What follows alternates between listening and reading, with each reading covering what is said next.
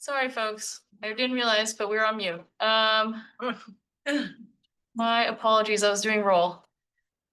I was doing roll call and I called Kitty and I see that you're here in person or virtually. Thank you. Tommy. Here. Jacob. Here. Andre. Here.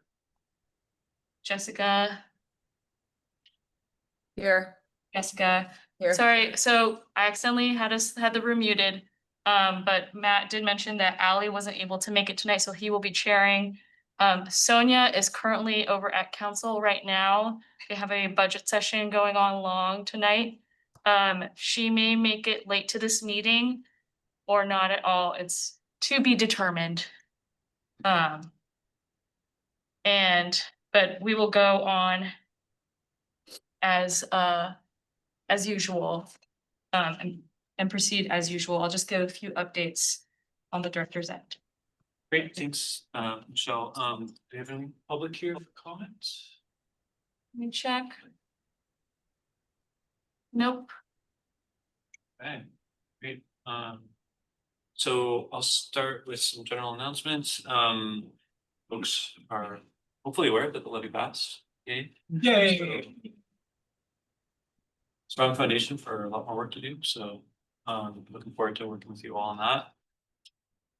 And I wanted to do a couple shout outs. Ali mentioned at the last meeting that we were looking for some folks to step up for leadership. So positions, Suen, thank you for stepping up to chair the Ladies Infrastructure Working Group. You're gonna have an awesome time. Amazing group. I'm just kidding. But it's great. And then Andre is the block. So, and then I think if anyone else has reach any decisions. So leave it at that. Okay, but thank you. Are there other general announcements that any board members want to make for? I just wanted to make sure with the newer members that you are attending all the working groups that you would like to attend. If you could let me know via email what your commitment is, what you decide it to be, or if you still want to shop around, let me know. I'd like to know so that we can make sure our roster is up to date. And we've had, with people stepping up as chairs for certain groups, there's been some shifting around. So there's one particular group that would like to have more members is the Community Engagement Working Group. So if you are interested in learning more about community engagement and you've only committed to one or you haven't committed to any working groups yet, they are looking for folks. And they meet every third Thursday of the month at 10 a.m. for an hour and a half. It's a fun group, so don't be scared. And just a reminder that expectations, everyone is on at least one working group. So if you haven't decided, make your decision. Michelle? Yeah. Any questions about working groups at all in general? Give me as I'm recovering from cold. Michelle, Amanda is not with publication. No. So Amanda is our equity inclusion. great. Yeah. Did you have other general announcements? So since Sonia couldn't be here today, I'll just give a quick follow-up updates kind of from the discussion before. We had you come and give feedback on the SDCs. At the moment, we are not at a decision point yet. We're actually going to brief the DCA with Laura McGuire next week. And we haven't scheduled a meeting with the mayor's office yet, but we're hoping to do that soon, and sooner than later, hopefully. But we will let you know as things progress forward. Sonia called it the hurry up and wait phase, which is probably familiar to you all. Next week at Harney Park, we are having kind of a soft opening on November 18th from 3 o'clock to 4:30. This is a renovation of some playground, the playground area of Harney Park. And Which park is it? Harney Park, and that's over in District 3 or Southeast. It'll, like I said, soft opening, so there won't be anything official or any kind of pomp and circumstance or ceremony. It's just soft opening with some refreshments. You're welcome to join us. We might have some leadership. We've invited our counselors. So that's it. Time is supposed to be 3 o'clock to 4:30. And what's it again? That is Thursday, the 18th. That's the Tuesday, right? I think you just told me Taurus is team. That's a Tuesday. Sorry, is it a Tuesday? Tuesday, yes. Then I mean Thursday, the 20th. I'm sorry, Oh, okay. Thursday, the 20th, Great, I will clarify that. 3 to 4:30. Harney Park is on 6700 Southeast Harney Street. And that was mostly my updates. Did anyone have any questions about, oh, and of course, just a quick round of applause that we did get the levy passed. So I know that's very exciting. And if those who haven't read it, the mayor did give an op-ed about kind of future he envisions for use of funds for parks. If you have any questions about that or any kind of levy implementation, Claudio is here to answer any questions. Otherwise, any other questions that you may have, I'm happy to take them and we'll follow up to answer them at a later time. Or any questions about the monthly reports or any of the packet? No. You usually are very chatty, so that's why I wanted to give this opportunity. Thanks, Michelle. So I think we can move on to the September meeting, October meeting. Reminder, if you weren't present, please don't vote, abstain. Can I get a motion to accept those minutes? So motioned. Thank you, Jacob, second. Second. Great, thank you, Allison. All in favor, Michelle is ready. All in favor, please raise your hand. And I see that Sally had abstained due to absence. Great. Bill, are you abstaining or voting yes? Voting yes, okay. Great, thank you. Anyone opposed? Okay, any abstentions? Just Sally. You abstained. Patty, did you abstain? I wasn't here last week. Okay, Okay, Sally Sorry, and I'm saying, Patty. sorry. Thank you both.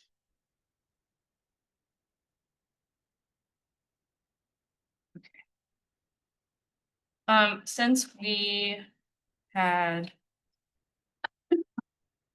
Since we don't really have a director's report, I think we can move on to any working group reports or questions.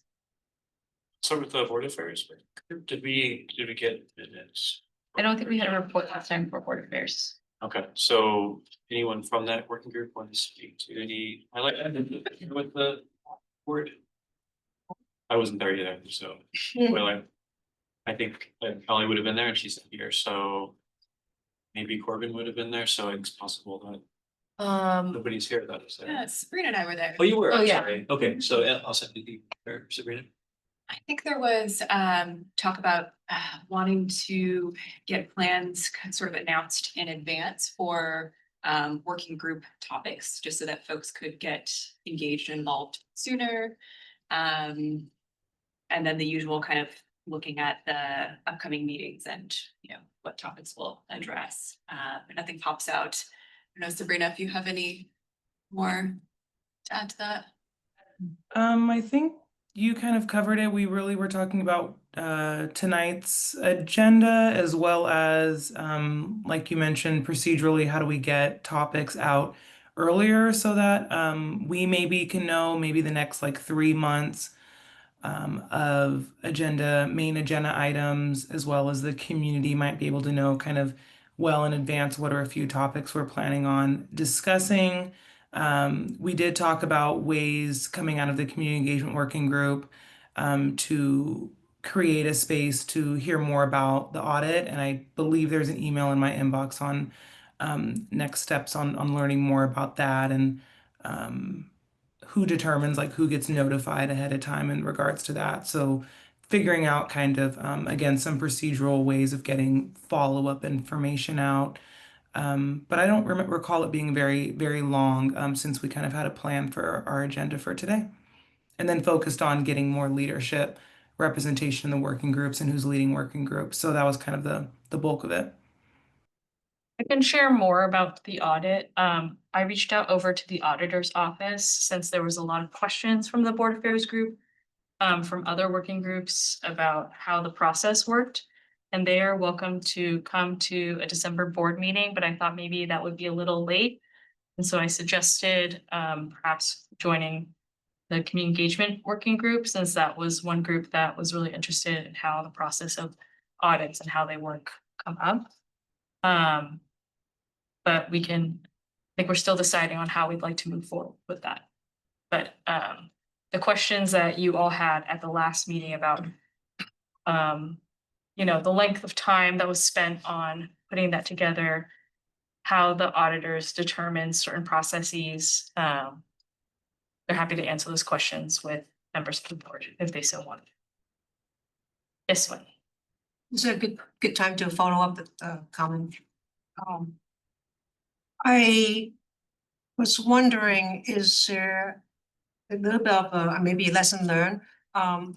Is there any way to remind people, general public, or as the whole process is moving forward on all the budgeting and all that, that there was an audit on the levy that came out with no recommendations, and then was saying that the levy was actually a very well-managed package. And when the audit came out, it's as if that earlier audit was tossed away, not put in the context of what the audit is focusing on. When it came out right before the ballot is cast, it's I don't know if it's a messaging misstep or where can we like foster that so that we don't get that kind of mixed message that is a bit unfair. I will note that there was the Parks Levy audit, and then this audit did not just include things about the Parks Levy, but also other things about the Bureau that did not involve the levy. And so, as far as like the messaging, I think that's a question for the auditor's office. But I can pose that question. Yeah, building on that, there were a number of, see you, Jessica, I'll get to you in a second. There were a number of, I would term inaccuracies in the press and even amongst council that I wonder whether it makes sense for us to address. I think that's a conversation we need to have with Parks leadership, and the board. So thank you for doing that, Jessica. Yeah, thank you. Sue-Ann, we had a lot of these conversations as soon as the audit was released. And kind of building on what Matt was saying, I mean, the audit for the levy was really an audit of, are the funds being used consistent to what voter commitments were? And that all came out really clean. And I think that what's interesting is pretty much everything that came out in the larger 5-year audit points to things that also were included in the levy resolution language, the 2025 levy resolution language, in terms of future work needing to be done, which includes SDC reform. It includes the need for a long-term sustainable plan. It includes capital, like addressing deferred capital maintenance, building on partnership and possible like cost efficiencies. So in terms of like our messaging out there, the audit actually very much aligns with these resolution language within the levy. And so in many ways, the audit is conversations that we've all been having for a long time, and it just brings, the timing was atrocious and the headlines felt very sensationalized in the news. However, I do feel like the actual audit kind of creates a clear roadmap. And I think it's really important though, in terms of identifying like within the audit, why certain things have happened. Like there's definitely, I think, some questions around there, and I know there was some conversation before it was released to make sure that it wasn't all just like Parks leadership responsible for these things. But I guess, and I don't know if that clarifies what you were bringing up, but I do think that the two, they're not necessarily in conflict with each other, and I think we can look at the audit as an opportunity to reinforce these commitments that are in the new levy. I agree to what you just said. I'm just for lay people, general public, the nuance is not really helpful.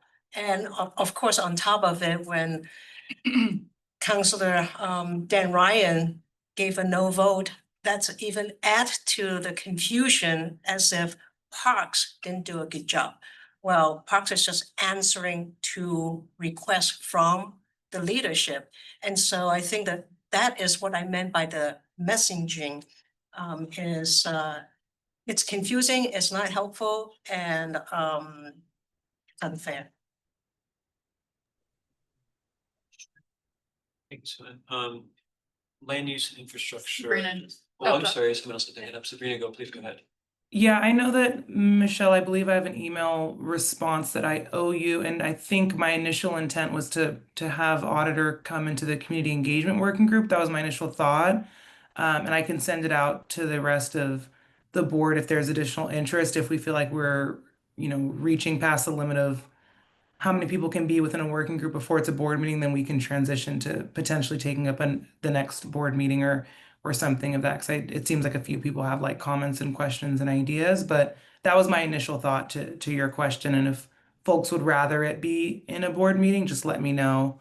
I don't want to gatekeep that conversation from anybody else.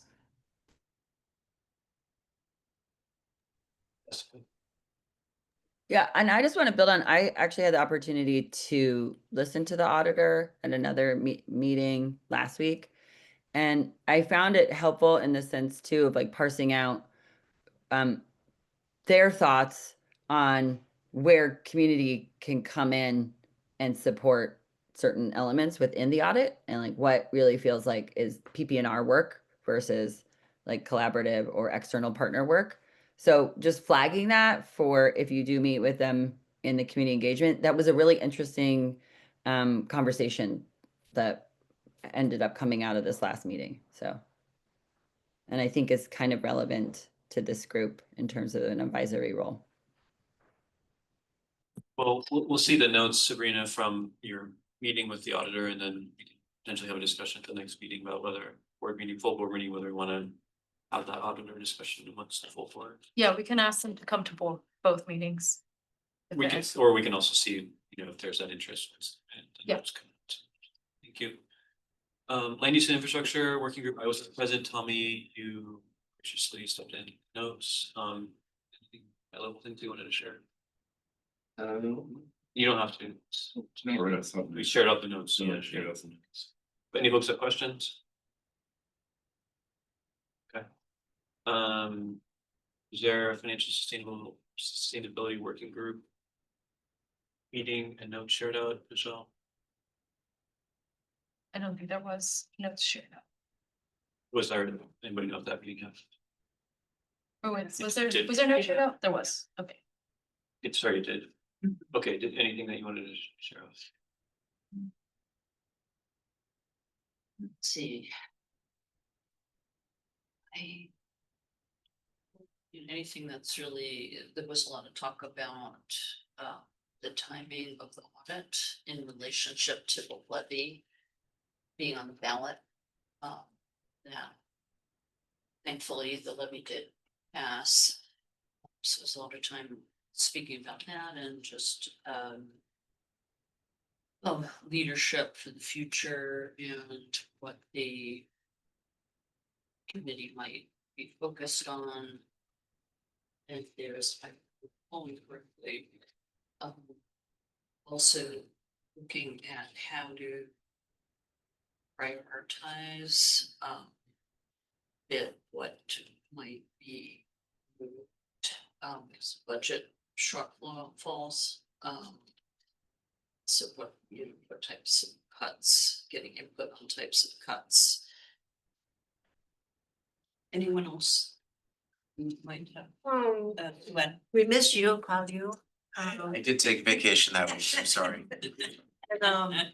And Sarah gave quite a bit of explanation of the work she's been doing on the budgeting that Bob was presenting spreadsheet, so it was more clarifying questions, not really saying that we need to do certain things further, but it was very clear that it needs a chair. So need a chair. Yeah, we did get the notes on the community engagement working group. Any folks have questions on those notes?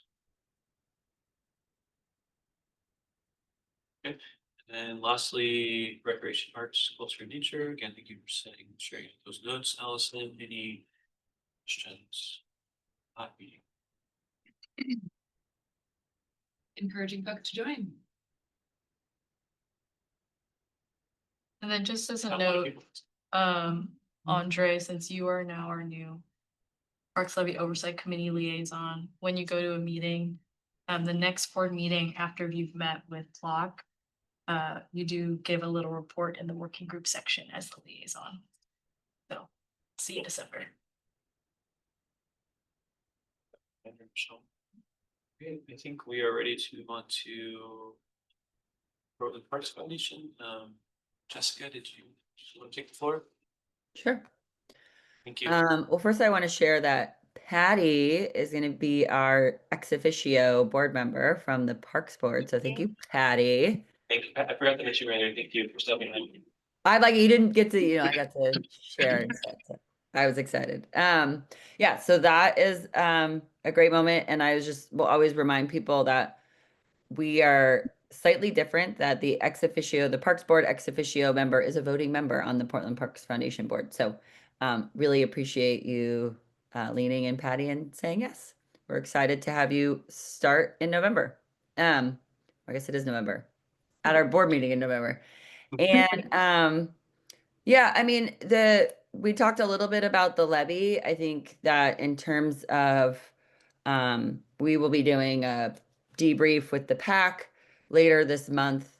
There's a lot of momentum around keeping the PAC kind of coalition together to be able to support all of these other things that are commitments within the levy. So that's, I think, a really strong thing to be able to share out, just because that took about a year to actually develop. So it's been great. We've been able to have business and labor and CBOs and city leadership, as well as parks, local and national leadership on that PAC.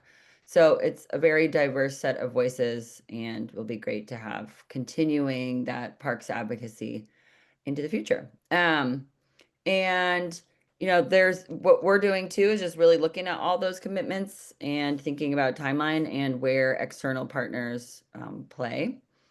In terms of our own work at the foundation, we are almost final in our grant agreement with the city for Portland International Raceway, the North Portland Fund, to restart the grant program that's up in North Portland. So any of you who are District 2 and interested in that, we will be, once we're finalized with the grant, we'll be pulling together definitely a listening session with all of the neighborhood associations that are part of that fund to get a little bit more feedback before we launch the program again. Feel free to reach out later or now if you have more questions on that. Our playground campaign, which we're doing in partnership with the city with 3 new playgrounds. We have completed fundraising for that as of last week, which is very exciting. And so we really are just in construction phase now. Raymond Park is under construction, hopefully to be open in early 2026. We'll do some at least hot cocoa and play and hope it's not raining. and we're waiting the designs for Portland Heights Park, Stroheckers, which I think are coming soon. And that construction will happen this summer. And then we're still in community engagement phase for George Park, which not only is it getting a new playground, but it's getting the whole new park. Next week, we have our PAC meeting. And then in December, we'll have our second and final larger community engagement session where we'll get more feedback on like specific design elements within the overall design. So like different elements of play and kind of the experience and aesthetically what it will look like. So that'll be fun. We're doing that in partnership with a Sun program out there. So hopefully we'll have a lot of youth that just segue over into the community engagement activities. And we're just in a good place to be able to complete that fundraising and start to really dream about what's next. And then similar in terms of just construction phase of things, the Elk, as you know, is in construction. You might start seeing stonework being put back out there, but the Elk itself will not be returning until 2026. So we're also in planning phase for what the return of the Elk looks like, coordinating with city agencies as well as RAC. And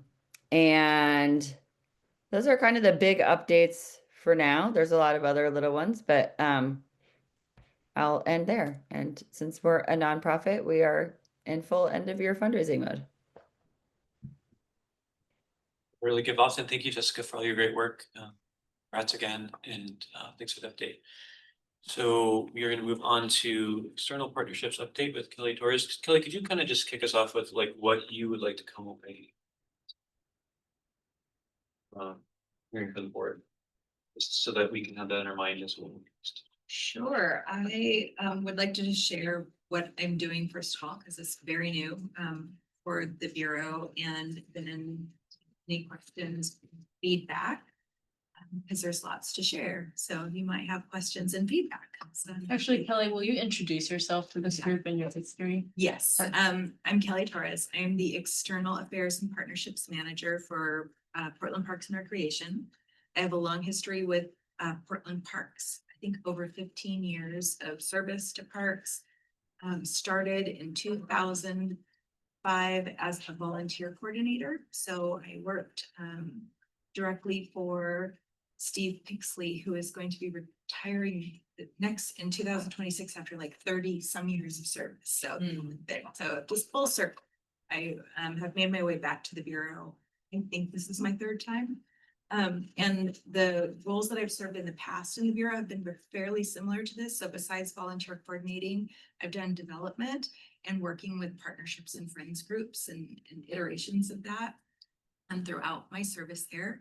And then I spent some time in City Hall working as chief of staff. And so have the lens of like city leadership as they think about bureaus, which is helpful in this role. And so when we were Vibrant Communities, we've gone through a lot of iterations of changes. We were Vibrant Communities, and Sonia Szymanski was the DCA. I was her chief of staff. And then when she became the interim director, I'm now serving in this role as an external affairs partnerships manager in direct response to council directives. So through the whole budget process, I want to say last year, but it wasn't last year. It was 6 months ago, 6 to 9 months ago.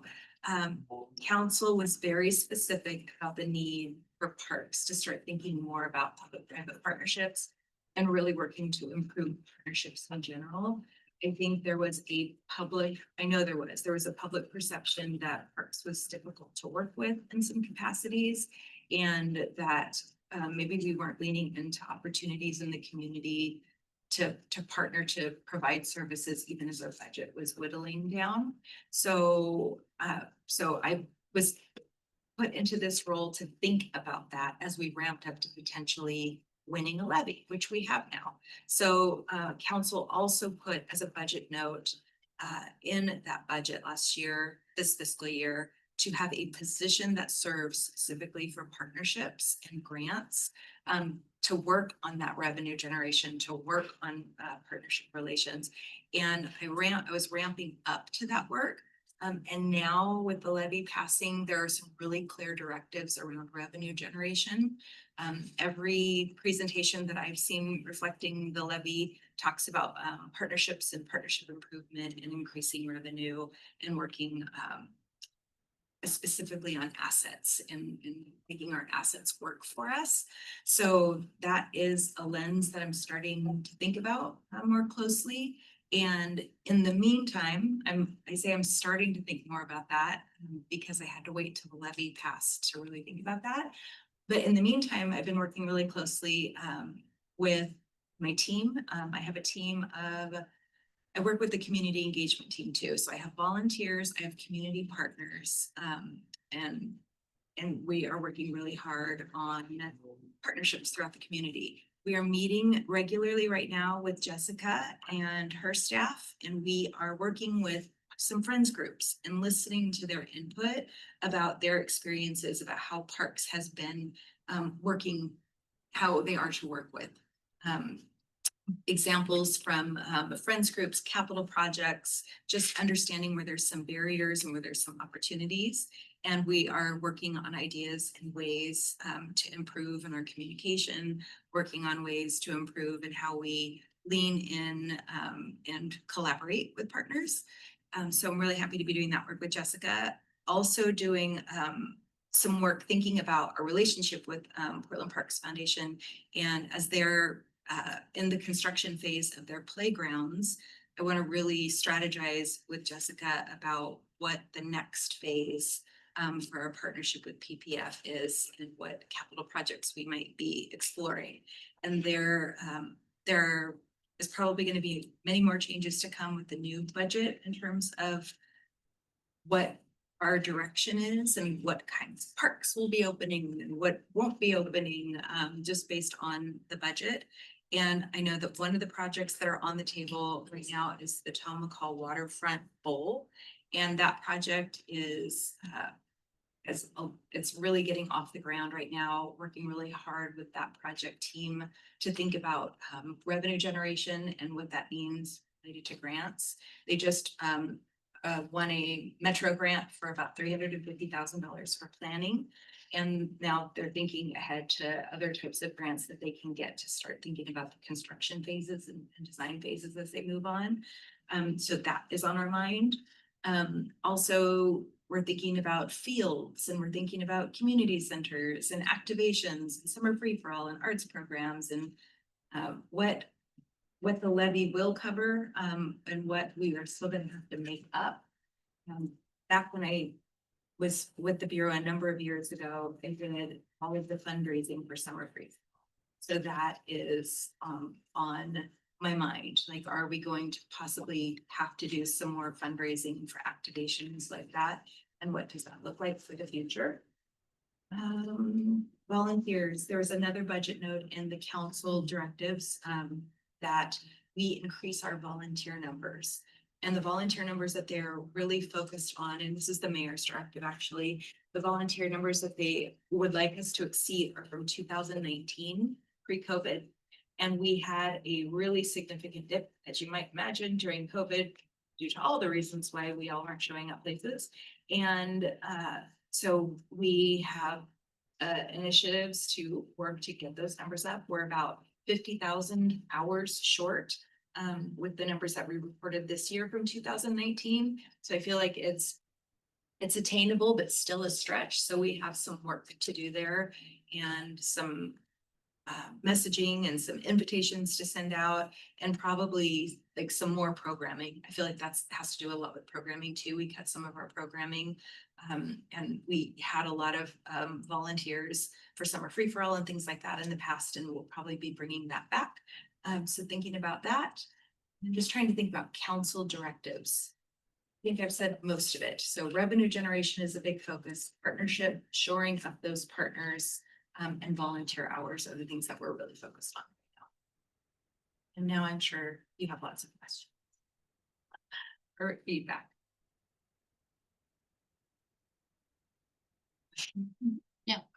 It's actually probably for Jessica and you, and that is, so with the loss of, service development charges, the next several years and that huge gap it seems like a pretty tall order to have that filled in through private entities, but maybe that's not the case. So I'm just wondering about your thoughts on that. And you mentioned Tom McCall, which I think would be probably one of the top ones to be basically stopped. Right. Um, Yeah, I think all of the directives for what happens will come from council. So we don't know, which projects will go forward, which won't. I think the ones, from my understanding is any project that had SDC funds allocated to them prior to the cut, will probably continue. Again, not our decision, so we're gonna wait for feedback on that. In terms of Tom McCall, the mayor's office is engaged in that one and really wants that project to move forward. So we are thinking about public-private partnerships on that one. And it is a tall order. I'm looking at you, Jessica, through the screen. It is a tall order. Many millions of dollars to get that one, moving along. And so yeah, we need to put some brain power toward that.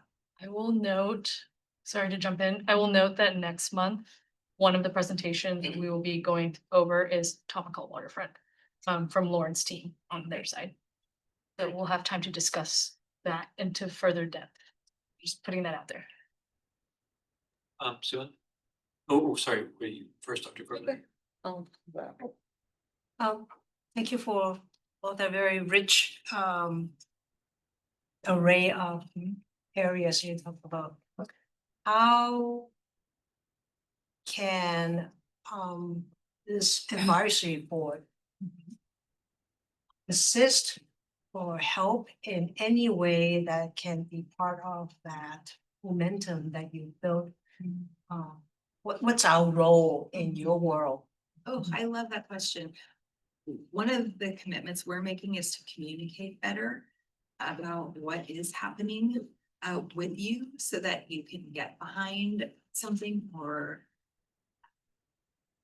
help join in celebrating and engaging. I think Patty was at the opening of Mount Scott Community Center. So showing up for those things where there are city leaders will be really important for us. And I'm sure that I will have lots of ways that I can think of for you to get engaged if we start raising money for something specific or projects. And those things come to council. So testimony, letters of support, things like that will probably be coming to you with, and really clear information about what we're doing and how we need support.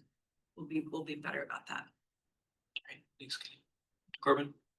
So I have a couple of questions. So based on what was just said about providing more information to us, we are also supposed to advise the council. And so what does that other side of that relationship look like? Thinking about the letters that we send without responses, having let's say park organizations show up at council meetings and not including us.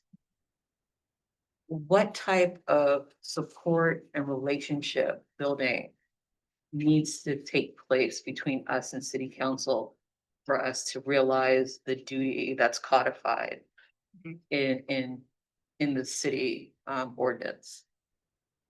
I think you ask great questions and I want to support that, improving that, because I'm hearing from you that like that partnership doesn't seem to be working. Is that what I'm hearing? I think it's not really existing Okay. at this point. Yeah. Maybe the chairs can say differently, or the board affairs working group. Mhm. But I've been on the board for like maybe the last 4 years. And a lot of times it feels like we're communicating into the void. And so it's something that not only council folks need to get on board with, but whoever steps in as the new director of Parks and Rec, how do we make sure what we all swore into and signed up for is actually the work that we're doing versus being a captive audience and a soundboard for Parks and Rec. Not to say that we don't enjoy some of the work that entails. But when we're talking about advising what we signed up for, how is that relationship going to be constructed with the new council moving forward? I am happy to bring that conversation up with the director, because I feel like that's out of my realm of influence, but I hear you that partnership needs improvement, and I take that seriously from a partnership standpoint, because we need you, but we don't need you to do us a favor. We need you to like do what you signed up to do, which is to advise and be influential. I hear you. Yeah, there's a lot of folks in here that have long knowledge, practices, just not only educated, but community grounded. And how do you harness the knowledge production in this room to actually serve? Hopefully what we all signed up for is to serve our city, right? So I look forward to that conversation moving forward. The other one is, how do we hold the line on ensuring that our parks, our public parks, stay public?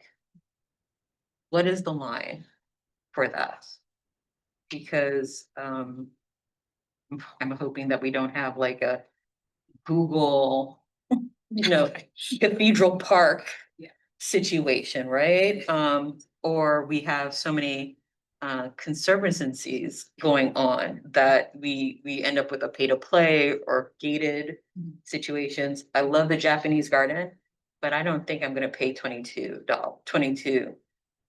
to go to Cathedral Park for the weekend, right? And so when we're thinking about these partnerships, what is the edge, that boundary that we won't cross to ensure that our parks stay public and open to community members and not head into a slippery slope of privatization? Right. That is another great question, and it's one that's come up for me twice just today. We had a community friends group express similar concern about a community center in their neighborhood. And again, what I can control is to say that the directive from us is to explore public-private partnerships. And what I've experienced is many years ago, we've done partnerships with like Nike and the Trailblazers for the basketball courts, which I would say was highly a benefit to the community. I think besides the logo on the court, there weren't any other restrictions from people utilizing the court or whatever, and it made the courts, it improved the courts, it gave access for communities to courts that didn't exist before. So I would say that's a great corporate public-private partnership that had limited barriers. I have heard and seen a couple partnerships within the parks that I understand do not serve the community in ways that the community expects, like access or ADA programming or things that parks would normally do. So that is like a concern in my mind as we're like pursuing these, because everything is negotiable when you partner with people, and those details need to be negotiated into contracts. And so it's on our mind, I say mine and ours. And I have heard council ask really good questions, similar to the ones that you are asking and having a concern about. We just did we had a council committee meeting on Monday for a disposition of a property. It's the Selwoods, right? I've gone to too many community centers in the last week. It's the Selwood Community House, which used to be the Selwood Community Center in the Selwood community that was closed during COVID because parks couldn't afford to maintain it or run it. And we had a private entity come in with private dollars, and they invested almost $2.5 million into the property. It is stunningly gorgeous. It is serving Preschool for All has a preschool for all in it, has community programs for teens, adults, seniors. They just had a Halloween festival that they had to do a situation at the door where they can only let a certain amount in because like the line was around the block, was so popular. So it is definitely a win for the community because it's serving that need, and they haven't missed a beat, and they're doing accessible programming, and they are seeking to purchase the building so that they can get a loan, qualify for a loan to do ADA accessible bathrooms, so they can do ADA programming in the building. It's a very old 120-year-old building. So those are like really good vibey feeling public-private partnerships that could be on the edge. And counselors asked great questions. They said, if it goes into disrepair, how do we ensure that the city gets it back? How do we have first right of refusal if for some reason somebody comes in and offers these folks a bunch of money and it's not a public benefit? So I have confidence in the system as it is. People are asking great questions, the same ones that you are. And so those, the language for that disposition is being modified to meet those counselors at the edges of their questions to make sure that we are protecting the property and the intent of the programming. And it feels really positive. If I can have a last follow-up and then I'll promise I'll shut up. You said that there's a system in place, and so what gets prioritized in the system, and what does that matrix look like? Because I can see folks really wanting to do that photo op of a shovel in the ground creating something. But I need somebody to also see that plumbing is sexy and also needs to be fixed, right? And so like, how are we gauging that, especially since we have this $600 million ongoing issue in parks? And that is a great question and a challenge for a person like me, because the people who want to invest capital want those projects that there is It's shiny and a pretty. shovel and a celebration and real big community impact.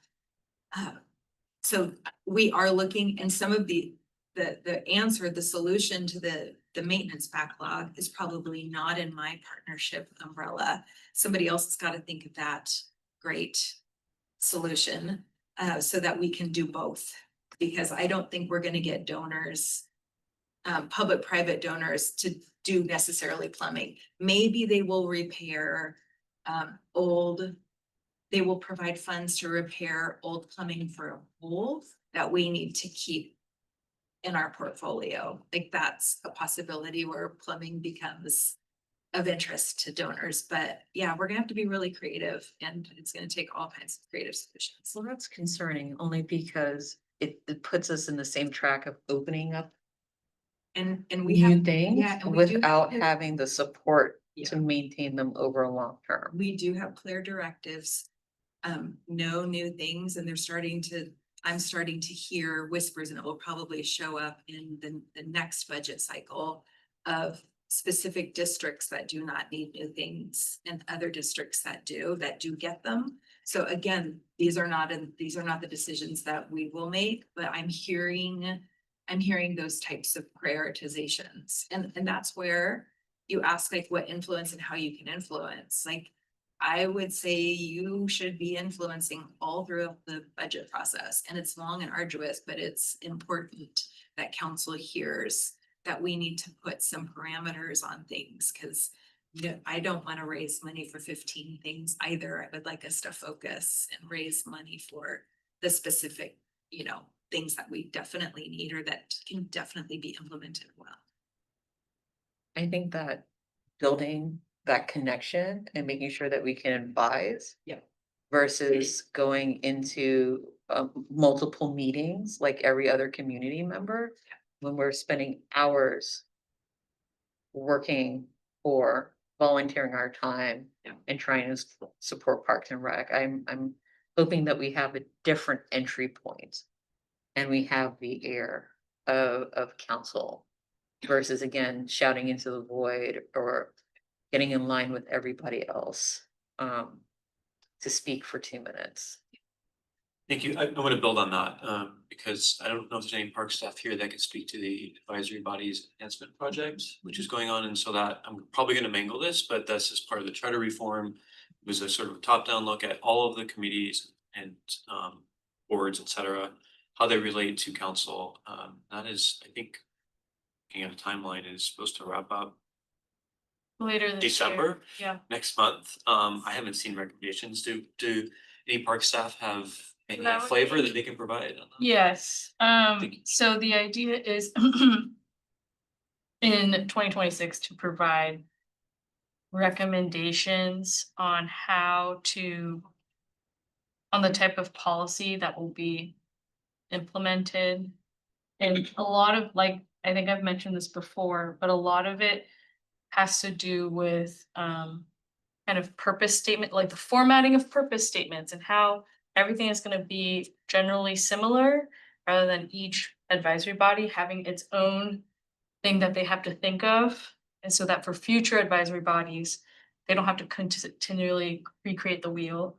They have kind of a basis to start off on. There's also other guidelines that they're hoping to address, like recruitment processes.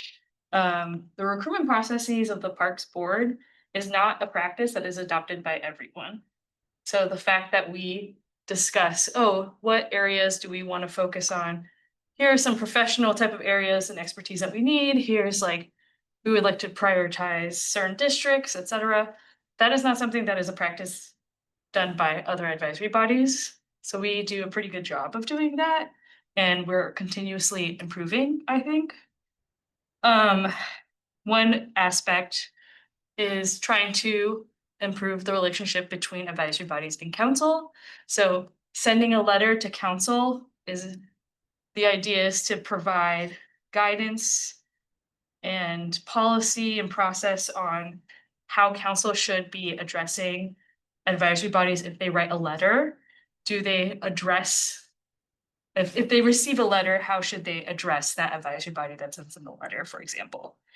That's still, I think, being determined, and in the meetings that I've kind of been joining, it's still a lot of hashing of like what gets priority as to what gets submitted to council. But something that has been talked about is just kind of the equity work that some of the advisory bodies haven't been doing that they should be doing. So I think that is kind of a TBD, but relationship between council and advisory bodies is definitely a one section, one category that a lot of liaisons have brought up, because there's other advisory bodies that meet that don't have staff regularly coming to them with topics, for example, to discuss. And so they feel like they're in this weird limbo that they're existing in this advisory body, but they're not doing much advising, or they don't get updates from staff very regularly. So a lot of administrative work, but that is definitely a topic that has been brought up a few times. Thanks, Michelle. I sent you, if you could send out to the board that link to the committee work. I can do that. That would Yep. be awesome. Great. So if folks want to do a deeper dive, you can also attend those meetings. Sally? Yeah, so I think my question kind of builds off what Corbin, you were talking about, and you kind of started to answer it, but you mentioned at the start that there is distrust instead of broken relationships between the groups of parks. And so I think my mind goes to, and maybe this is a comment and a question, is how you're thinking about how much time it takes to rebuild that trust with those groups. And parks and friends groups often can't always bring the resources that, a private entity can. And so how are you going to balance that, maybe quicker money versus relationship building and foundation building, so that you're not necessarily, I'm not saying you're doing this, but like, quickly meeting budget as it's directed versus really building that trust and building those core foundations with groups that might not bring as many and high value dollars, but might have more of a vested interest in the long-term health of whatever entity they're working on. Number one, I'm built to be personally committed more to the relationships than the dollars. I understand what I need to do when I'm told to raise money, but the relationships, like I know what I spend the most time on is the repair. And I don't want to keep doing that. Like, I hope that our team can really work on, and Jessica, I want you to weigh in on this too, because we're working on this together. But I hope that we can really upfront right now, work really hard to repair what we can repair, to change culture. We need to change culture. And then I don't know when A little it bit to how you're doing that, like your approach for it. yeah, I mean, I think that I brought, it's actually, there's a whole big pile of papers with Post-its on it. I hired a facilitator to capture the stuff that's in our brain about how we're doing this. And I'll put it up on the window so when you walk out, you can look at it. Like, we are being responsive, we're being trustworthy, we're being clear. Like, the answers aren't always going to be yes, but we need to be clear about why the answer is no, or why it's like a deal breaker. Like, that isn't, we can't do that, and this is why, but this is what we are able to do. We're working on communication like that every day right now with people who were angry with us. We are intentionally oversharing information because I think you can't assume that people will get it somehow or that they know somehow. So I'm training myself and others to over communicate. If we are saying no, I need to know who's saying no in the Bureau so that I can not only understand it, it's not that I don't trust them to say no, but like tone is important. And just training and culture of tone. So these are the things, those are the easy ones right now in the daily, day-to-day. And I want to not have to invest so much time repairing. That's like my personal goal. I would like to not be doing that in like a year and a half. I would like to be just maintaining culture. Helpful, thank you. I want to just add a few things too that, well, one, the volunteer groups that are on the ground doing work, they are bringing so much value, not direct financial investment, but the time and what they're doing and the capacity that they add to the system. There's like a real financial benefit to that. So like when we think about that, and that's really long term, I also just think about them as a network and an advocacy network for parks. And so if they're unhappy, it makes like passing big money measures for parks a lot harder. So there's just like other pieces of it too that I think are really important to think about that way. And I also think like this is where the foundation and a lot of these other groups too actually exist to also support that the bigger like actual capital investment in parks, to balance that time internally by Kelly and her staff on like where to spend that piece. But I think that they're directly related. Yeah, I'll put some of these up, but I just wanted to give you an example of like, we did audience mapping today. So we were thinking about the groups that we communicate with daily right now. And it's like governance folks, so our counselors, our council staff, our TCAs, our director. We have internal teams, which is like our capital project teams when we're thinking about raising money, like working with them. Our community, our volunteers, and our partner. And when I talk about community, that's a lot of our friends groups, that's a lot of the partners that Jessica is talking about. And we thought about, what do we want them to know and feel? What do they value from us? And what action do we want them to take? And like with our governance group, examples were, we know that they want quality decision-making from us. We want them to value that we're working in our city's best interest. And what we want from them is their support and backing for funding for initiatives. So like, how are we changing the culture to make sure that we are doing the things that are aligned with those questions? So that's the work that we're doing. So we're mapping how to be. I appreciate that, thank you. I will put these up, sure. No, it's okay, I can do it. You focus on me, leading your meeting.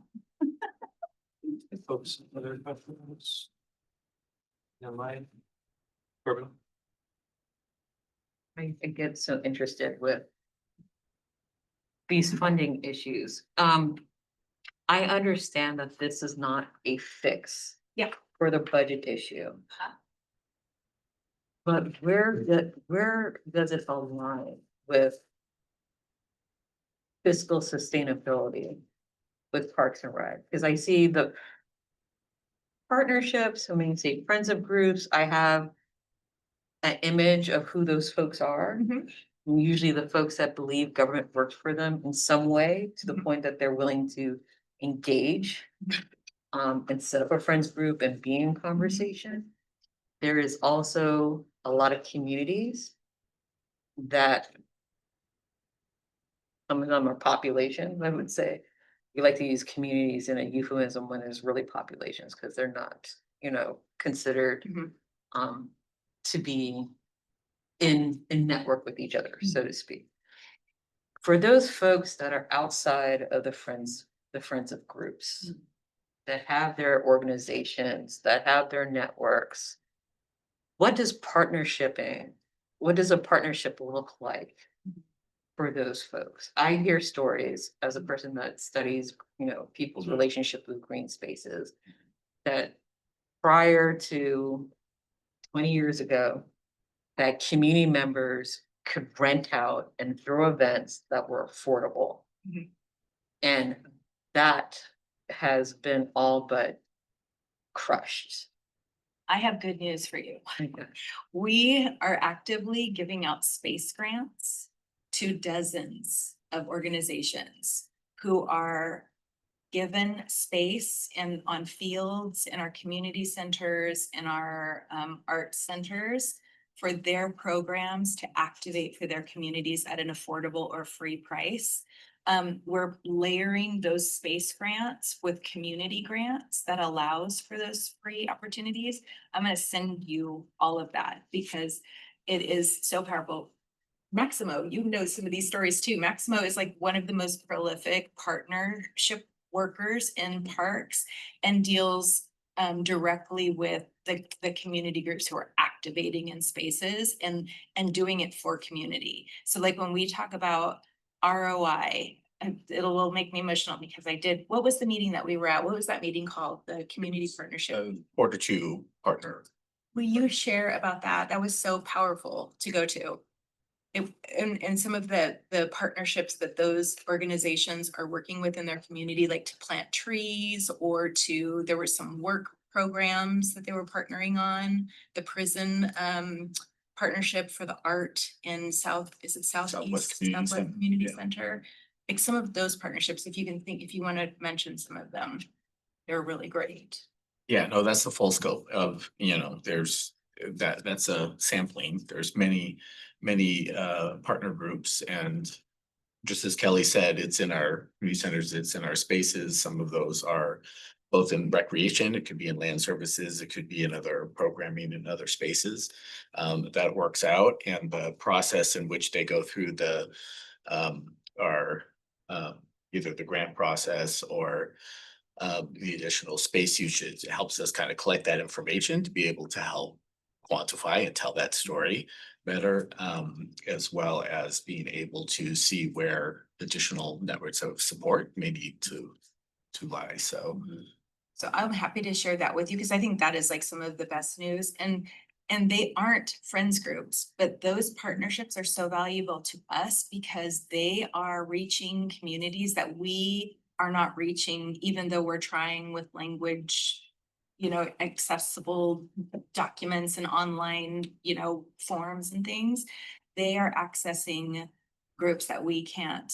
And they are talking about access passes. They're the ones who are really educating and sharing that information. So I'm happy to share that with you because I think this is one of the things that I say we need to over communicate. There have been so many things that Parks has done. Trust me, I was the one like hitting my fist on the table when I was working for Sonia when she was the DCA saying like, but we're not. And it turns out we're doing all these things, but we weren't talking about it. And it's time to talk about it because it's some of the most important work that we're doing is the grassroots community support work. Thank you. Yes. Jacob? There was a question in there at the front about how do external partnerships mesh with financial sustainability goals? And thinking about that, what risk do you see of like a financial downturn either nationwide or in Portland impacting external partnerships? Like, because I think that like if that happens, tax revenue drops, but not to zero, but partnerships are kind of in either you're in or you're out at a certain point, right? Yeah. Portland is a small philanthropic town. I come from Orange County. Like, this is like the smallest philanthropic town. We're all competing against each other. There's totally a risk of a downturn of any kind. We're in one, like there's a risk. There's not enough money to go around for anything. Which is why when we were talking earlier about 15 projects or like all the new things versus focusing and like creating parameters, like we are gonna need clear directives about what we're not going to be able to do. And we're gonna have to have really good messaging for that so that we can focus on 5 good things. Thank you. And then something you mentioned earlier that I'm curious if you can speak more on is you'd said that there had been some whispers and some discussion about future works and development and projects being prioritized or deprioritized based on city district. Is that something you could share more on? Not really, because it's whispers that I'm hearing. It's not in my influence or my sphere. But I'm hearing it mentioned occasionally, like in committee meetings or council sessions when we talk about new parks. I think we'll hear a lot about it when we go into budget. And like I said, that's the time to be influential as an advisory board if you have an opinion. Thank you. Are there any examples across the country that you're particularly taking an example from? It sounds like we're doing a lot of great work here. It's in case we just get to be more clear about it, or we can.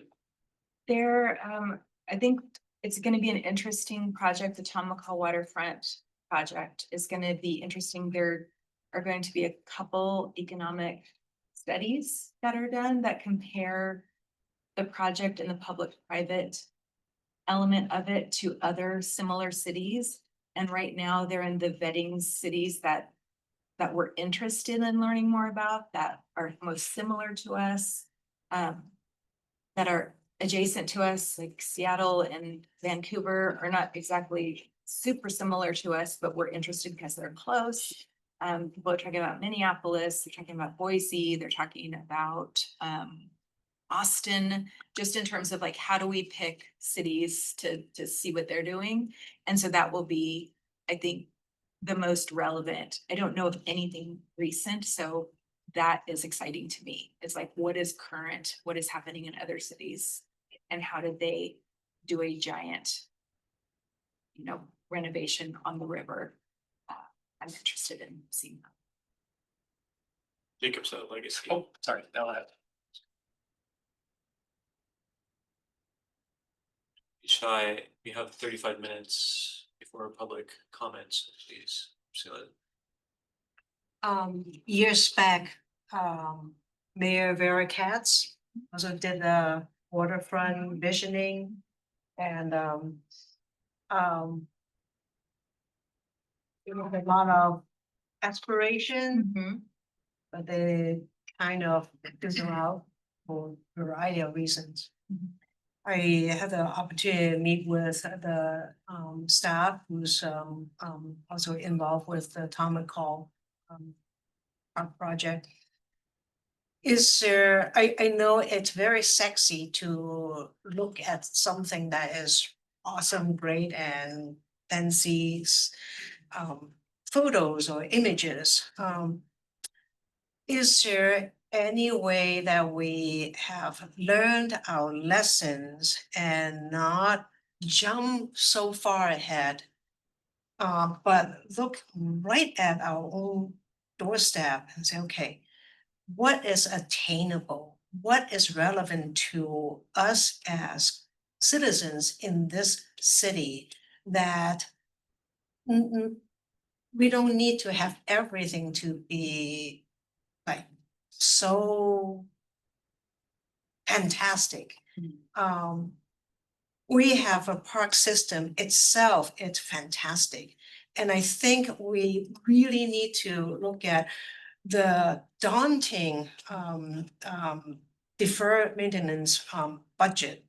And then how to take care of that as well as we evolve what we already have, and not trying to constantly think that we need to chase after something that is, we have to go for these big competition, national competition and national competition. We have to go for all these incredible renderings.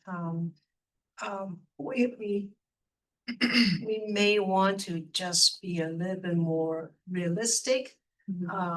And something really great is probably very attainable. And I don't know how to, I don't want to put a wet blanket on everything. I'm an urban designer. I want fantastic stuff too, but the definition of what is great may need to be much more closer to our art on the ground. I hear you. And again, I'm not the project team, which you'll hear from them next week, so you can ask that question of them, because they're thinking about the next steps and are we gonna have a design competition and what we will do with that space. The one really interesting thing about this project is that it is like a city economic driver. Like, and we're hearing so much from different festivals, like not one, but like many, that are begging us to design something that sustains all of them. And I will give you an example, like the Blues Festival, we are lucky, like one note makes it through the speaker every year. Like the power, the electrical supply for that is on its very last leg. So we have all of this influence for people who are activators saying what they need.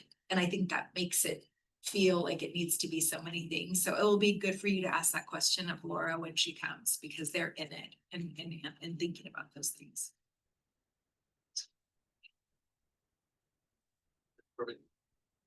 I think, just dovetailing, and then I'll ask the question that I intended on asking, is that advertising the McCall Park renovation, or however it's being branded as, it's a signature park. It's an event arena.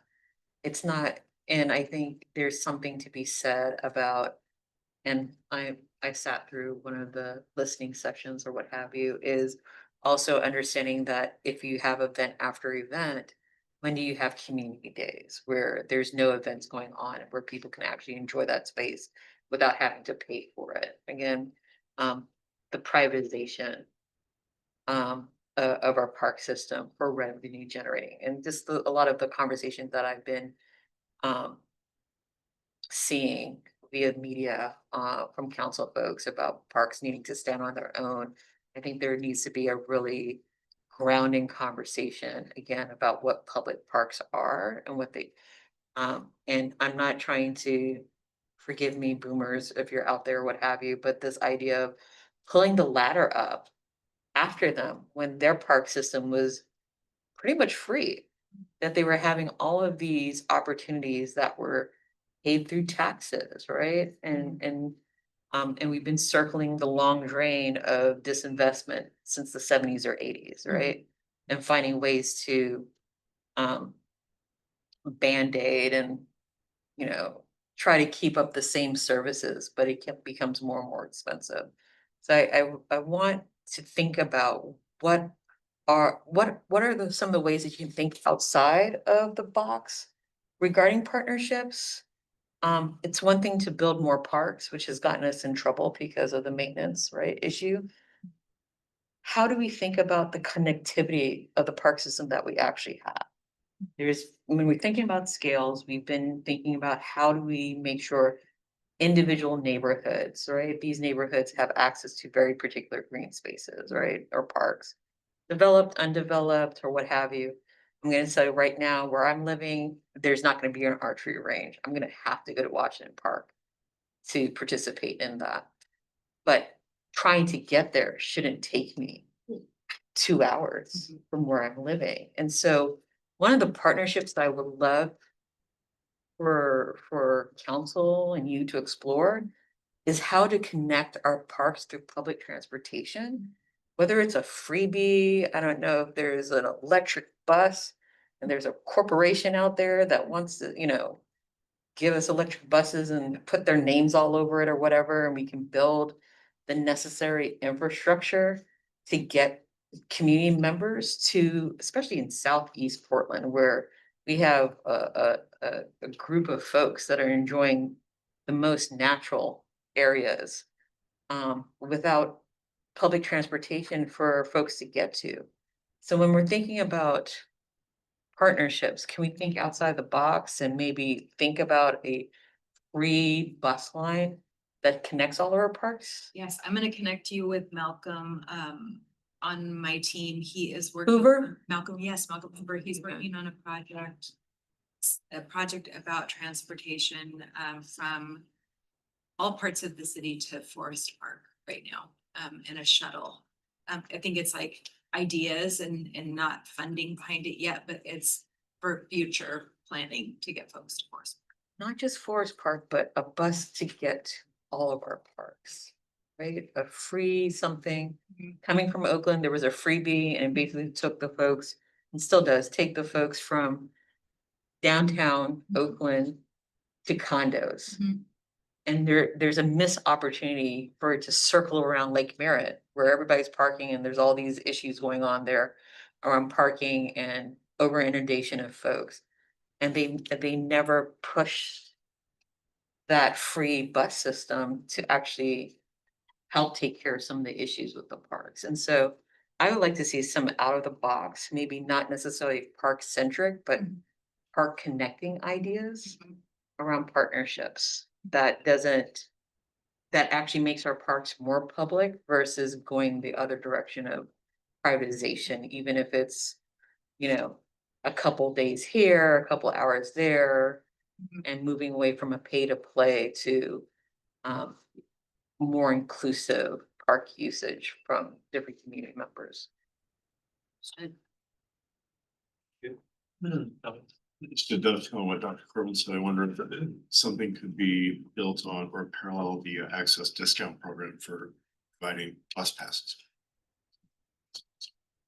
Yeah, there's a map that Parks and Rec generated, and some of them just don't have the infrastructure for buses. So if you were, for ADA accessibility, they wouldn't be able to put a ramp down for folks in wheelchairs. And so there's like building the infrastructure to accommodate a bus, but also having a free pass to get to the parks would be great if that could be funded. Building up that, just because I spend so much time there at the zoo, the train through Washington Park would be awesome to see that come back up, because it's, right now you kind of have to go to the zoo and then the arboretum, and then you have to kind of go place to place, but if we could get people just even moving through there, I mean, I think that would be really. Oh, there's definitely discussion right now around the zoo train. Good. You are not the only person that is like, I want the zoo train back. I want it back. My kids want it back. And it's unusual. It's like, talk about a partnership that the train belongs to Multnomah County. Right. Yeah, so working to figure that out. So. Yeah, I mean, the park is so unique because it has so many things that people can go to, so even just connecting those things. Yeah. That would be. So actually Metro put together a zoo train task force that some of our staff was a part of. And Sonia has been working with the folks organizing that. So if there's more of an update, we can give one. I still think that's being discussed, but yes. Do they have t-shirts? They could sell t-shirts. So some rich ideas here. I'm curious going forward, what are ways that Word can share ideas with you? And I'm just more generally, like, are you soliciting community input? What ways can the community interact and share ideas and hear what you're thinking and some partnerships? I would love to hear from you any way you want to talk to me. I'm plan to send an email about those grants to all of you so that you can see that. I think that sounds really important to me. If you didn't know about it, you should know about them. So I'm gonna send that to you. And then you can contact me any way, anyhow, and you can expect to hear from us. I think was super intentional about doing an invitation for the Mount Tabor. It's Mount Tabor, Mount Scott Community Center opening. I'll send you an email about the Harney, is it Ankeny or Harney? Harney Park opening. I will be communicating with you more, so please reach out to me. Anyway, That was meant to be on the agenda item, so folks have other questions, ideas, feedback. You can keep us up to date on the partnership building with council, what that looks like and how we can communicate with each other. That's something that could go into the director's report, just a little blurb. I will send a follow-up email to everyone on the latest status update on the Advisory Bodies Enhancement Project. You can read more about it. That is being led by the Office of Community and Civic Life. And I'm just one of a few liaisons that are on that group. Who is? I am Oh, yeah. a liaison in Oh, that great. group. About the inside track. You could say that, yes. So I'll link that to everyone on that. That is it's a pretty thorough update. I was just looking at the proposal for the zoo train, because I was like, we literally have a task force, and that's being led by Councilor Clark and someone else at Metro. So there's a lot of fervor around it. But I wonder though, as there's significant milestones being met, or outcomes being reached, like that's something that can be shared, Sonia or whoever the directors in the future and incorporate into the director supports, way to communicate back to this. Does that sound? I'm happy to do that, yes. And then are there any kind of key milestone timelines that you can share out in terms of coming up, or is it pretty fluid and responsive and listening mode? It's pretty fluid. I just did commit to a public-private framework by end of spring so that it's ready for the July 1 fiscal year with the levy dollars. So that will be something I anticipate will report to you, but if there are interesting milestones along the way or feedback that we should be taking in from you, we'll be talking about it between now and like March,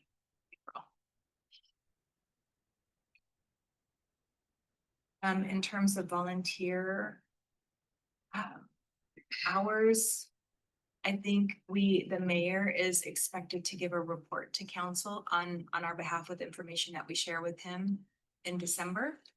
So that will be information that I should share out with you as well.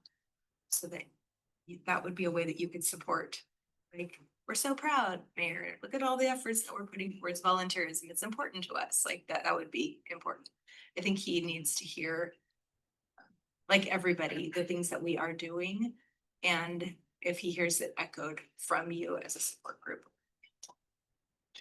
The volunteer hours sounds like they have decreased from where they were previously, but in the context of other places around the country, like Portland is Yeah, rock star, we're right? fifth in the nation, and have been very consistently.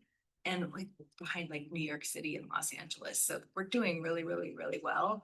But I hear him on the hours prior to COVID. We should aim to.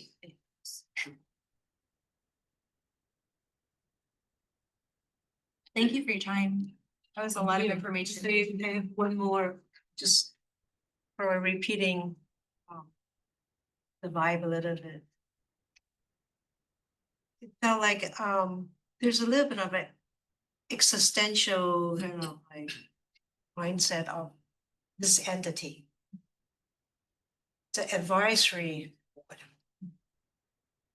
And yes, if we're asked to go to grand opening, and that's fine. I don't think this is the reason why folks are volunteering for this. There's a lot of brain power here. There's a lot of passion. There's a lot of know-how on the ground.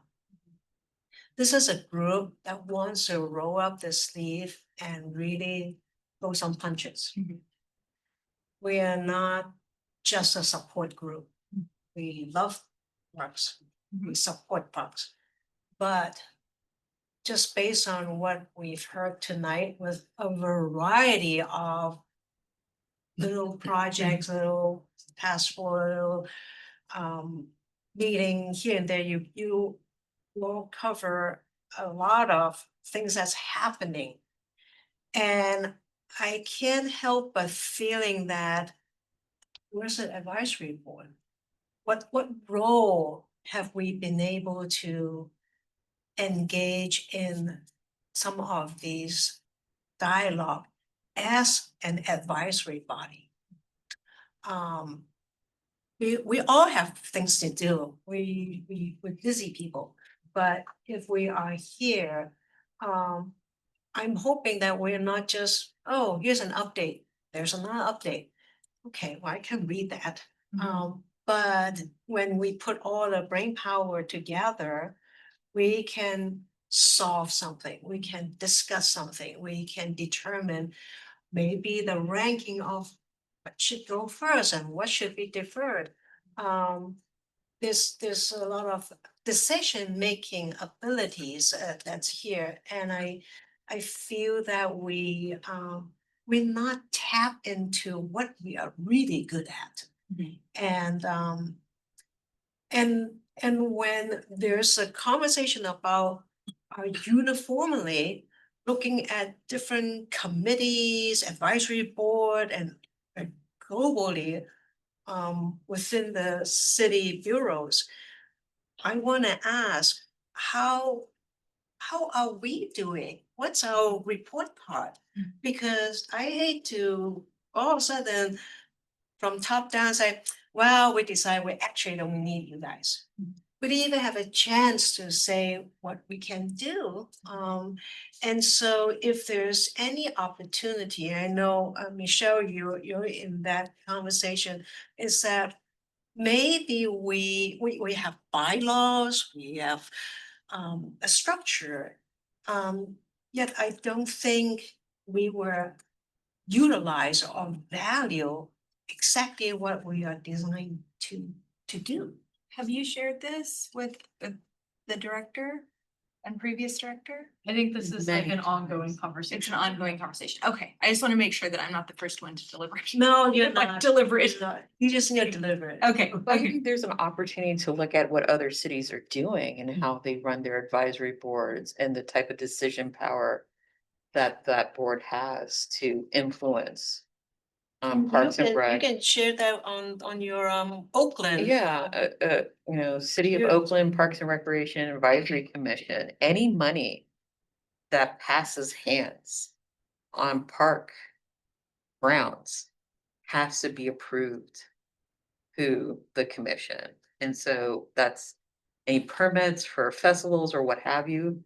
And that also gives the community members some say in. So if you have a very disruptive event that trashes a park, that gets reported in and they're not welcomed back.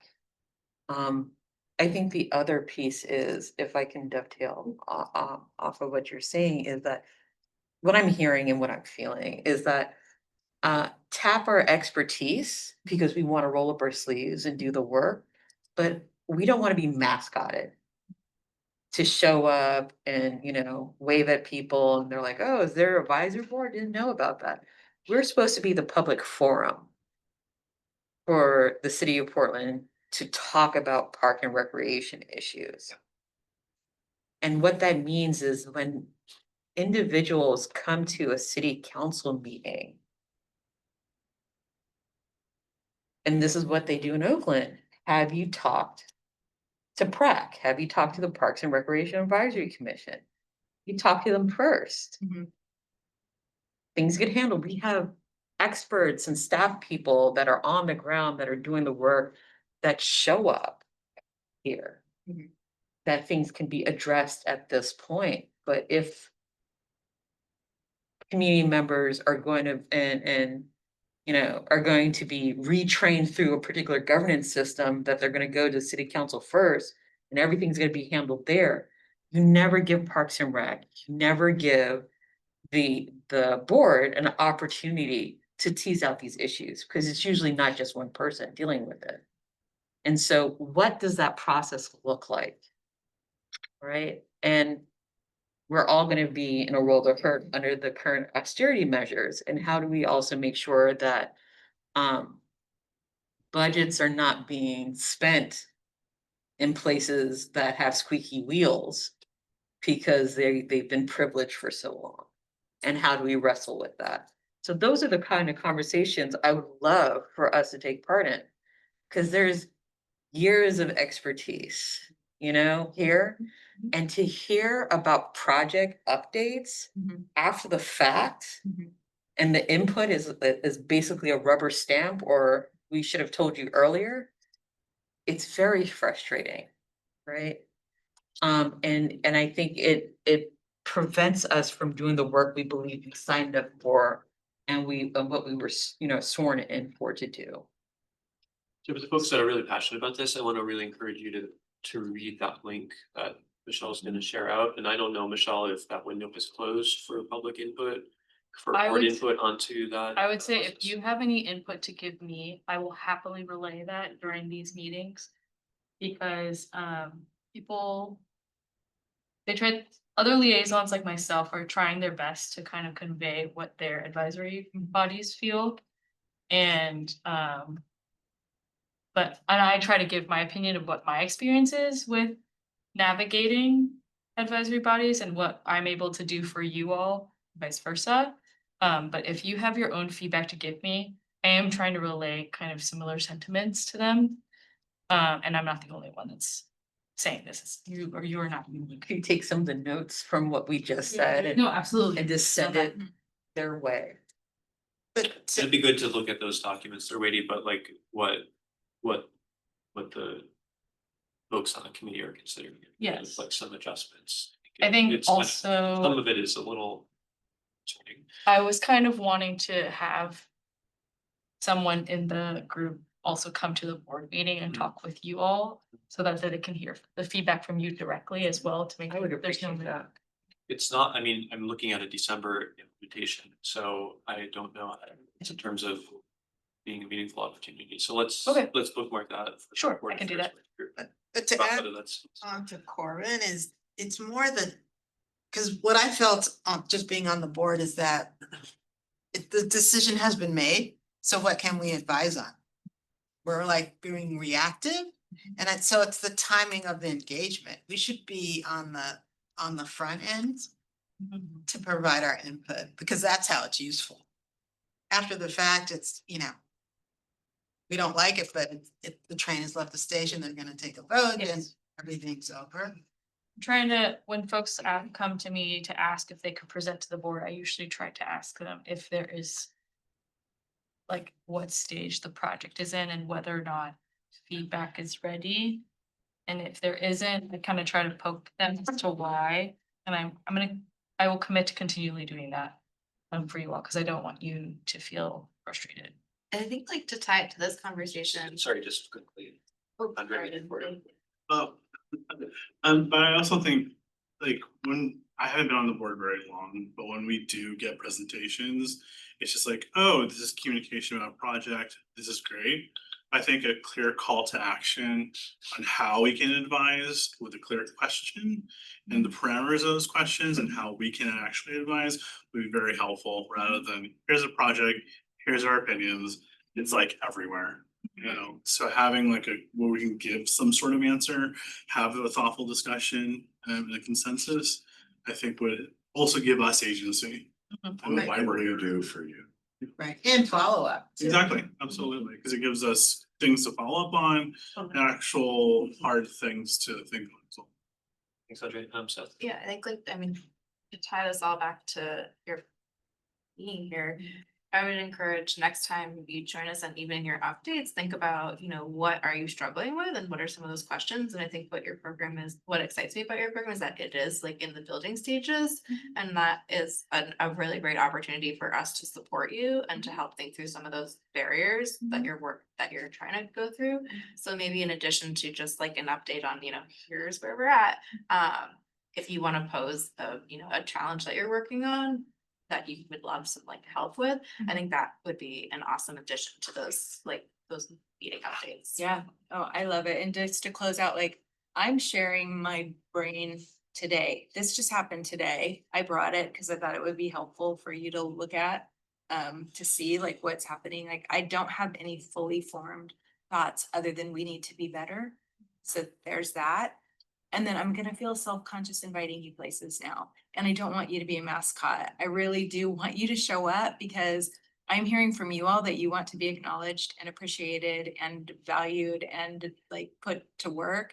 And so does our staff. And so it always helps when we have the people who are advising, which we will get you advising more on projects to see you in community with them. So that's why I'm inviting, not so that you have busy work. Yeah, no, I mean, I think there is an important role for the board to play in recognizing the work that staff does. So it's really important for us to get those meetings, so. I really appreciate like having an insight into like your process here. That has been really helpful. I get photos of these. I'm like, this is like how vulnerable I am. I think it's fine. That one is not relevant to you, but all the rest of them, I don't care, sure. Like, this is just what we're grappling with right now, like who we are and who we want to be seen as we're going into the community, talking about partnerships. Rich conversation, folks, 6:38.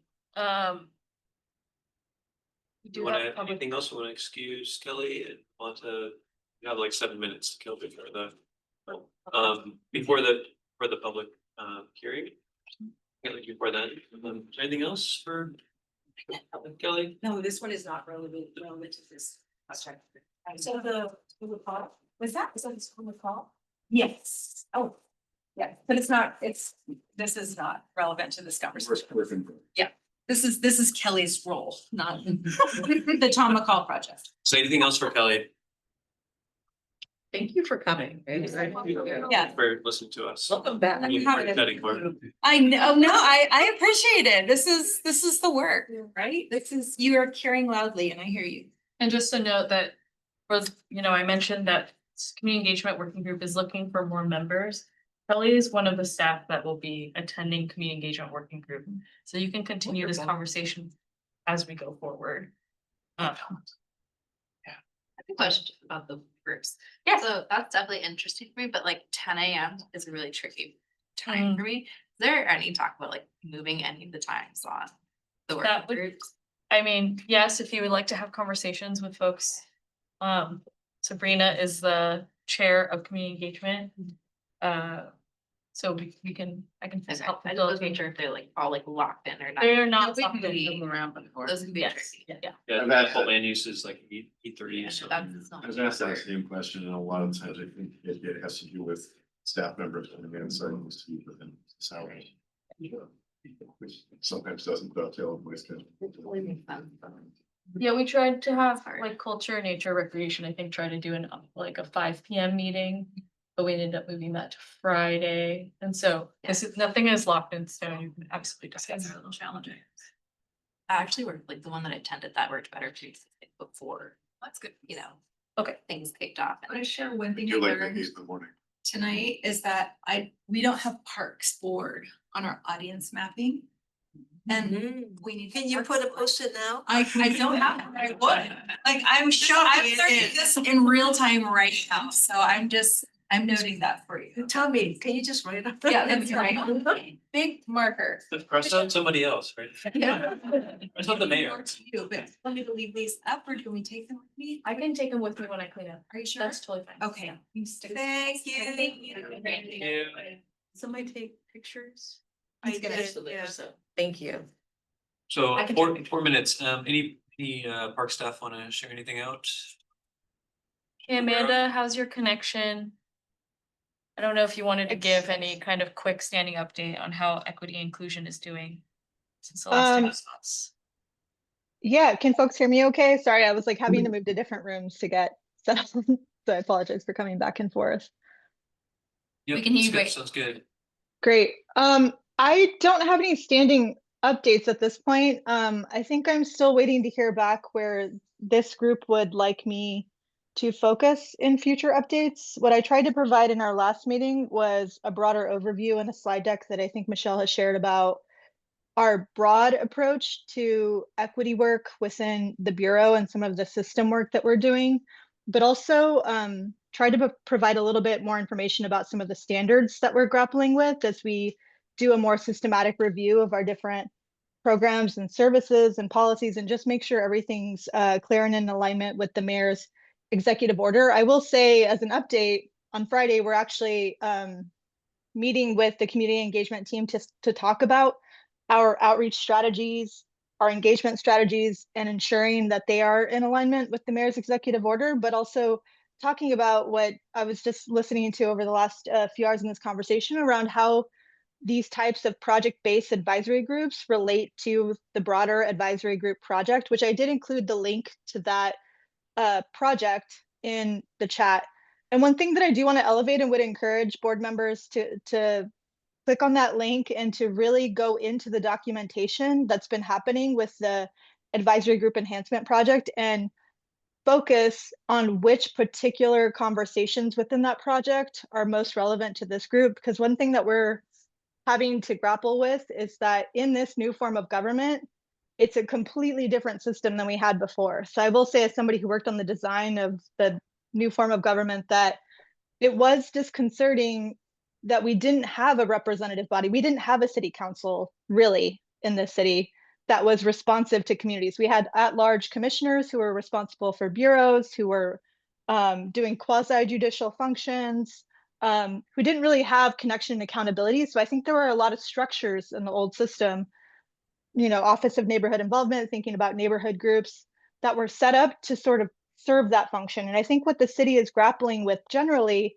is how to transition all of that to set up a system that continues to keep connection with community members. And so part of the thing to think about with advisory bodies is that there are different classifications. So I would encourage folks to look at the classification system in that there are certain advisory bodies that are set up to be responsive to council, to be advising council, that have certain requirements based on state law. So that's a completely separate classification. And then there are advisory groups that are set up to be advisory to the director and appointed by the director. And that's a different set of requirements that apply there. And then there are ad hoc groups. So I do want to say, as I was listening, that I don't think the city and we also take some responsibility for all of that as we've been thinking about this transition.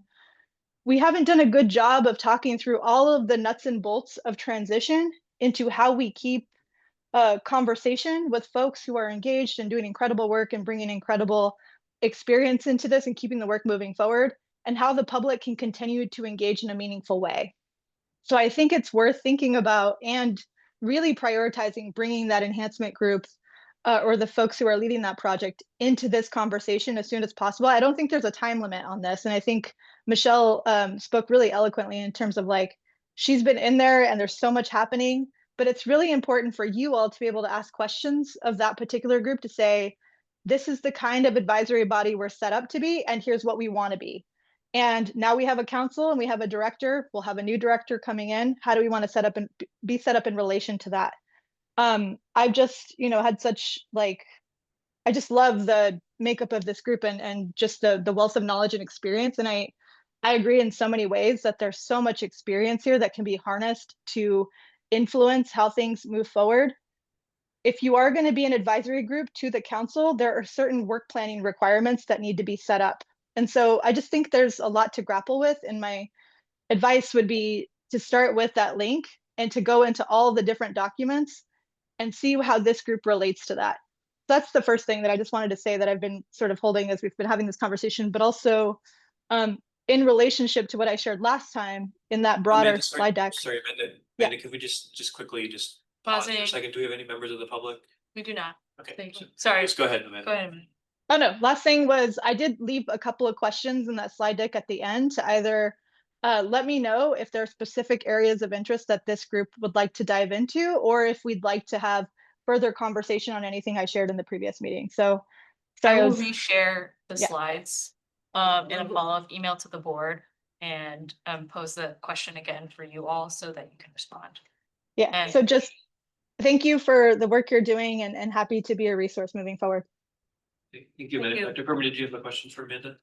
I have a question for the Board of Peers we're working with, actually. It's in connection to the conversation that we're having.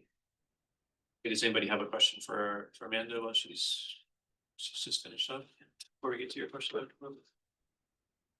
Go ahead. I'm wondering, is there an opportunity for us to not only organize ourselves on maybe who we're talking to city council, but also organize ourselves through connecting to particular neighborhood associations? I know not all of them are functioning.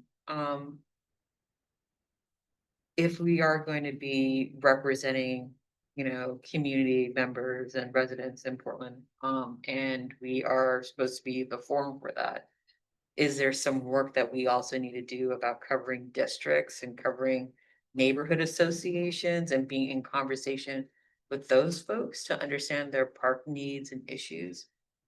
I mean, it's one thing to, have the mic to the council, but what are we talking to them about if we don't have our ear to community needs? Are we going to them versus waiting for them to come to us? Yeah. Yeah, I mean, But then it also depending on how the city system is viewing role. What this entity is, because has it, as it's if we really, don't get their ears, then why would anyone will come and talk to us and they can just go to city council and present there? So it goes back to what is our role and how are we tap into the utilization in how city makes decisions. yeah, how can we be a conduit? And that requires that we do have ear to the council's ear and respect. Because who's gonna show up and talk to us if we don't have that connection, right? And so it's how are we forming as a board? And how are we holding a public forum that actually has the connections to see things go from point A to point B, so to speak? And it's something that we've been wrestling with for a long time, and I don't expect it to get fixed in this meeting or meetings moving forward, but we're not gonna have folks coming in to talk to us if we can't perform There's no. our duties. So I want to just highlight Amanda's comment. I don't know, Amanda, do you want to speak to that? Because I think it's responding to what Dr. Roper raised. Yeah, I think I think it's an incredible question, a really important one. And I think this idea of collaboration, alignment, and transition is really important. And I really think bringing the Office of Civic Life in to be creators and thinkers about what that looks like moving forward is really important, because it's the same group that's leading the Advisory Body Enhancement Project. They'll be able to respond to these questions in a way I think that will help make it easier to get arms around. So just to name that, all of those different groups are going through similar transitions, and the staff in Civic Life are the folks who might have some of the answers you're looking for. Great, that's really helpful. I can pose that question with them the next time we meet. Great. Anyone else have any thoughts, comments? Great. I'm gonna call the meeting to a close at 6:50. Thank you all. You. And a reminder, December 9th, is that right? Is that Yes, next meeting? December 9th is our next meeting. Great. Thank you, everyone. Thank you. Congratulations on your new position.